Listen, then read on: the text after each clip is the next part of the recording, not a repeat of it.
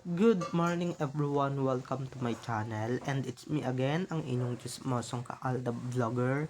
So gusto ko munang magpasalamat sa inyong lahat sa mga walang sawang tumatangkilik, nanonood, sumusuporta at sumusubaybay ng mga content ko here on my YouTube channel. So huwag ninyong babaktawan o lalaktawan tong ating content ngayong araw. I'm sure na hindi ninyo pagsisisihan na pinanood nyo to mula umpisa hanggang hulihan, and syempre wag kayong mag-i-skip ng segment, okay? Buuin nyo to start to finish, okay? So, and guys, paki-share to para mas dumami ang mga makapanood. So, eto na, dumako na tayo sa ating main topic for today's video. Si Alden lang talaga or si Main lang talaga ang ginawa ni Alden ng ganyang effort na rent pa siya ng private plane or nagpa-private plane pa siya para makapunta lang siya sa Boracay just to surprise Main sa kanyang kaarawan.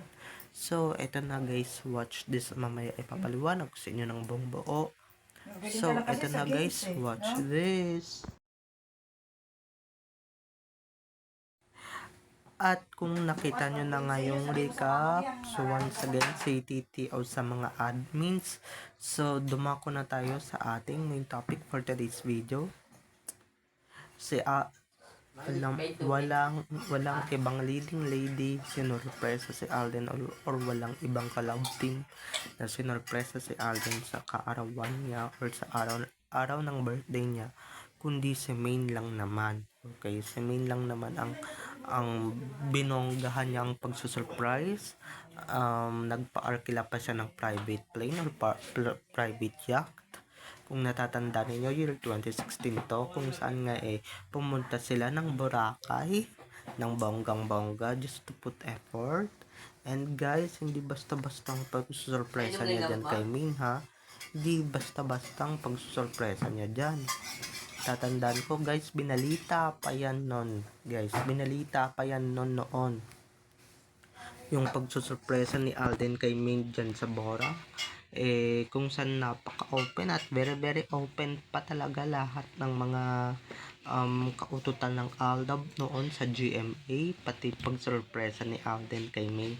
At guys, hindi lang siya basta-basta ka-love team, 'di ba? Kundi guys, magkarelasyon na sila that time. Magkarelasyon na sila, pag-uyab na sila noon. And syempre, hindi lang noon nahahalata natin, pero nung mga kalagitnaan ng mga taon or ng mga lumipas na taon, tinatago na nila ng bonggang-bongga, 'di ba? Talagang sinisekreto na nila ng bonggang-bongga yung relasyon nila ngayon. Pero noon guys, napaka-open. Eto kahit na throwback to, wala akong pakialam. At least Main pa lang talaga ang ginagawa ni Alden sa ganyan. Sa tanan ng buhay ni Alden, si Main lang talaga ang nakitaan ko ng ganyan. Ng ganyang effort, ng ganyang pagmamahal. 'Di ba? Napaka-prinsesa. So, ibig sabihin guys, ganun kayaman si Alden that time, 'di ba? Maski yung ibang leading ladies niya noon, 'di ba? Wala siyang ginanyan. Walang ibang ginanyan si Alden kundi si Main lang. Si Main lang talaga yung ginanyan niya, at si Main lang talagang sinurpresa niya ng ganyan. Ako guys, tanungin ko kayo, may nakita na kayong ibang leading lady? May iba na kayong nakitang ka-love team ni Alden Richards na ginanyan niya, sinurpresa niya ng birthday niya, at talagang siya pa talaga ang nauna dun sa venue, 'di ba? Para isurpresa lang si Main, 'di ba? At saka, ba't kukuha yun ng private plane or ng private yacht para lang i-surprise at para walang makaalam, 'di ba? At pinauna niya yung mga kaibigan ni Main para isurpresa si Main. Ganyan kamahal ni Alden si Main. Kaya wag ninyong sasabihin na hindi naging magkarelasyon or walang relasyon ang dalawa, okay?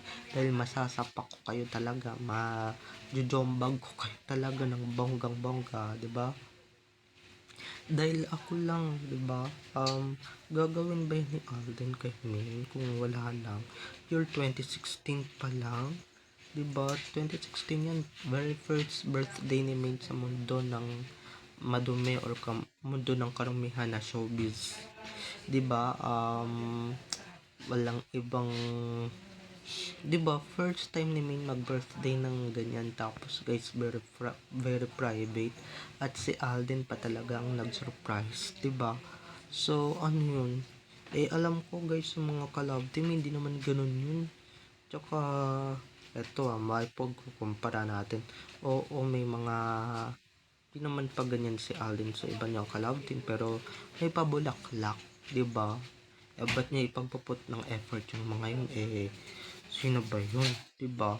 Si Min lang talagang nakitaan natin ng ganyan, ng ganyang effort at ng mga ganyang todo kung todo effort si Alden kay Main. 'Di ba? Si Main lang talaga yung ginanyan niya, wala pa akong nakita, even kay Balikon na Pinte, di ko pa nakita yan, 'di ba? Ba't nag-celebrate pa ba siya ng birthday? At kung mag-celebrate man siya ng birthday, wala nang pakialam si Alden doon. 'Di ba? Wala nang pakialam si Tisoy doon, kahit na mag-celebrate pa siya ng sarili niya or mag-ano pa siya ng sarili niya. Gumastos pa siya ng sarili niya. Wala nang pakialam si Alden doon. Bakit? 'Di ba? May boyfriend namang sarili 'yun. Kasi princess Reyna talaga kung ituring ni Alden yan si Main. Ganyan kamahal ni Alden si Main. Just to put some efforts, 'di ba? Labas kung labas. At ito namang GMA noon that time. Nakikisaw-saw, 'di ba? Dun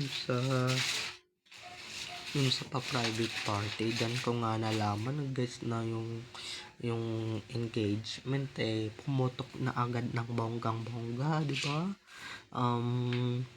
At may isinuot na singsing si Alden kay Main. So doon natin talaga nalaman na talagang engagement ring talaga 'yon. 'Di ba? Wag na kayong bulag-bulagan. Doon niya binigay mismo yung letter E na talagang binigay kay Main that time na siya daw ang magsusuot nun. So ayun na nga, sinuot na nga, 'di ba? That time sa Boracay, lahat tayo nun araw na yun nabulahaw, lahat tayo nun nabigla, 'di ba? 1 week ago lang pagkalipas ng birthday ni Main sa Itbulaga, yan na nga yung nabalitaan natin, 'di ba? Kaya wag ninyong sasabihin guys na hindi magkarelasyon or hindi naging magkarelasyon yung dalawa, okay? Dahil guys, magpuput ba ng effort yan? Mag-google ba yan ng effort si Alden just to surprise Main kung wala lang, 'di ba? Kayo nga din, isip-isip nga rin kayo, 'di ba, ng todo-todo. 'Di ba, mag-isip-isip kayo ng konti at gamitin niyo naman talaga yung mga utak ninyo.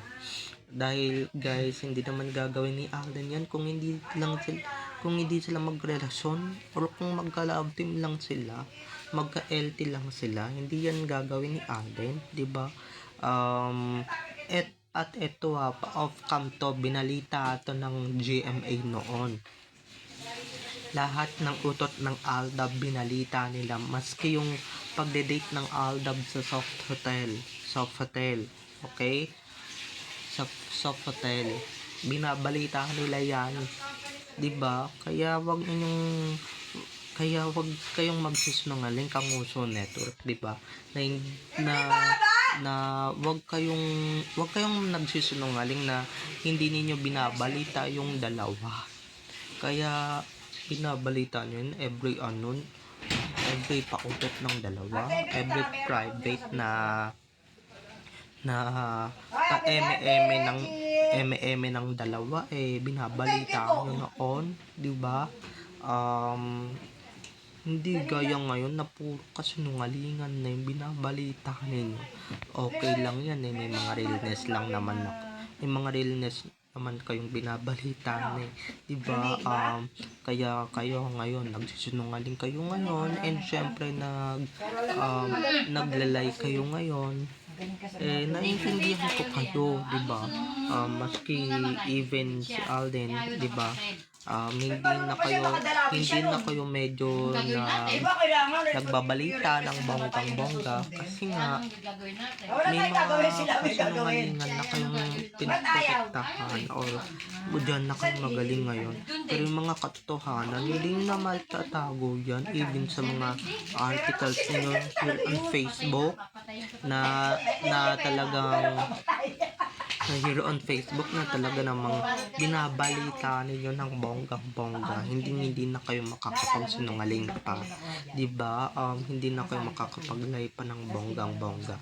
Kahit ilang beses nyo pang itanggi yung Aldab ngayon, binabalita nyo yan noon at syempre kinakalat ninyo yung relasyon nila. Diba? So, bye-bye na mga ka-ADN. I love you all. Have a nice day. Keep safe and God bless everyone. Don't forget to subscribe to my YouTube channel. And syempre, huwag ninyong kakalimutan na i-click ang notification bell. So, bye-bye na mga ka-ADN. I love you all. Have a nice day. Keep safe and God bless everyone. Bye-bye.